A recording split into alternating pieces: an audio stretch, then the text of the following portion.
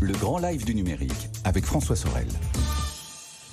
Le retour de Tech & Co sur BFM Business. Tout à l'heure, je recevrai le fondateur d'une boîte incroyable dans le domaine de l'espace, le président de Kinéis, Alexandre Tisserand, et aussi le directeur de l'équipe radiofréquence et traitement du signal chez Loft Orbital.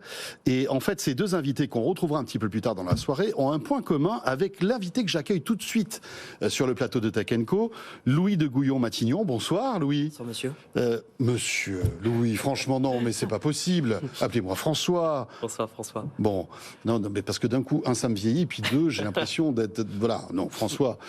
Et je disais donc, le point commun que vous avez avec les deux invités que j'aurai un petit peu plus tard, c'est une fusée, votre point commun. C'est SpaceX qui a décollé le 3 janvier dernier, et en fait, vos trois projets ont décollé en même temps. C'est ça qui est assez intéressant. On se rend compte aujourd'hui de la puissance de SpaceX qui arrive à faire décoller énormément de satellites et plein de choses en même temps, en fait. Et notamment votre voile, c'est ça qui est intéressant, votre voile solaire qui s'appelle Gamma Alpha. Présentez-nous un peu ce projet, s'il vous plaît, Louis. De quoi s'agit-il ? Le projet Gamma, c'est révolutionner le transport spatial sur longue distance grâce à ce qu'on appelle la voile solaire. La voile solaire, c'est une espèce de super grande surface qui est déployée dans l'espace et qui va venir réfléchir la lumière comme un miroir. C'est un miroir ultra fin. On parle de 2,5 microns d'épaisseur, c'est-à-dire 50 fois la finesse d'un cheveu. Et cette lumière va venir rebondir et en rebondissant, va imprimer à l'ensemble de l'objet spatial, n'est-ce pas, une accélération. Et cette accélération, on s'en sert pour transporter nos charges utiles, nos instruments scientifiques d'un point A à un point B. C'est ça le projet Gamma. Donc en fait, vous êtes en train de réinventer la propulsion spatiale, si j'ai bien compris. Pour longue distance, pour ce qu'on appelle les nanosatellites, c'est-à-dire que depuis quelques années, on connaît une révolution dans le monde de l'aérospatial, on va miniaturiser les satellites. Aujourd'hui, on envoie des satellites qui pèsent 10, 15, 20 kg, qui font la taille d'une boîte à chaussures, d'un micro-ondes, ce qui n'était pas le cas il y a 20 ou 30 ans. Et grâce à cette technologie de voile solaire, grâce à cette espèce de gigantesque couverture de survie qu'on déploie dans l'espace, on arrive à pousser nos charges utiles et à, in fine, révolutionner le transport spatial, à réinventer la propulsion sur très longue distance. On n'a absolument aucune espèce d'intérêt en orbite basse, c'est-à-dire à l'altitude ISS, là où séjourne Thomas Pesquet, à près 500 km d'altitude. Nous, on devient intéressant quand on veut aller vers Mars, vers Vénus, vers des astéroïdes et même vers ce qu'on appelle le système solaire externe, c'est-à-dire Jupiter, Saturne et encore plus loin. On se rend compte que la voile existe depuis la nuit des temps en mer. Et vous êtes en train d'inventer la voile dans l'espace, finalement. Il y a un aspect presque poétique dans cette histoire-là. On avait observé au XVIIe siècle, Kepler, en regardant les comètes, s'était rendu compte que la queue des comètes était impactée par la lumière et qu'elles étaient poussées d'une certaine direction. Et il s'était dit à l'époque, nous pourrions peut-être dans le futur avoir des grands voiliers spatiaux qui nous permettraient de naviguer toujours plus loin. Aujourd'hui, la révolution, c'est qu'on a réussi à miniaturiser toute cette technologie et faire tenir dans un satellite qui fait la taille d'une boîte à chaussures 75 mètres carrés de voile solaire. Donc comme vous le disiez, mardi 3 janvier, nous avons envoyé notre premier satellite dans l'espace avec la société américaine SpaceX. Nous avons déployé à 530 km d'altitude notre premier prototype de voile solaire, la mission Gamma Alpha. Alors, la voile a été déployée ou pas encore ? Pas encore. Nous attendons, on a reçu ce qu'on appelle les premières recettes en vol, c'est-à-dire qu'on a fait nos premiers étalonnages, on a reçu un petit peu les premières télécommunications et on a établi le contact avec notre boîte qui tourne actuellement à une vitesse de 28 000 km/h. C'est la vitesse orbitale lorsque l'on tourne autour de la Terre. D'accord. Et nous allons au printemps déployer notre voile. On a attendu le printemps parce qu'on a la chance de faire un vol avec l'agence spatiale française, le CNES, un vol dans un avion A300 0G qui fait des paraboles. Oui. On a eu la chance de faire ce vol au mois de mars pour pouvoir tester et régler nos derniers softwares et algorithmes avant de déployer en toute sécurité cette voile au printemps.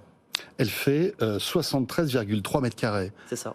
C'est fou parce que c'est grand finalement pour une petite boîte qui a la taille de quoi ? D'une petite valise ?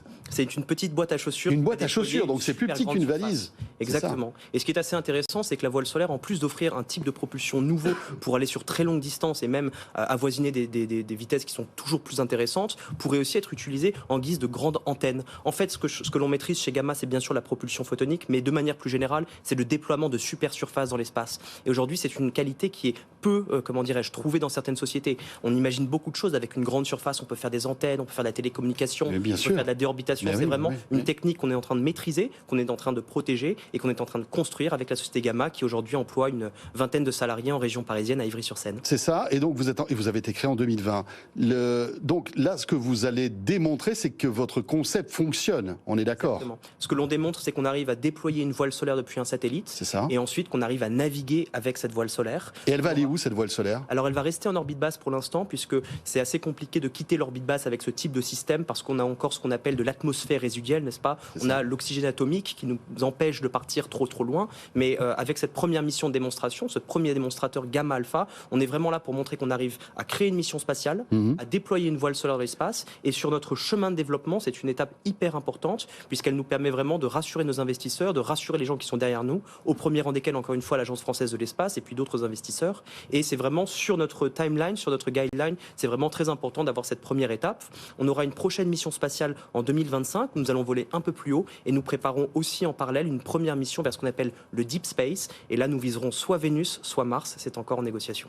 Et donc là, ce qui est intéressant, c'est que la vitesse que vous allez prendre après dans l'espace, étant donné que là, vous n'avez pas d'obstacle et que en fait votre voile va pouvoir capter en fait cette propulsion photonique, parce que c'est comme ça que ça s'appelle. Hein. Ouais. J'ai pas révisé, hein, je lis mes notes, mais ça veut dire que quelle vitesse on pourrait imaginer avec cette technologie, par exemple pour aller, je sais pas moi, d'un point A à un point B dans l'espace.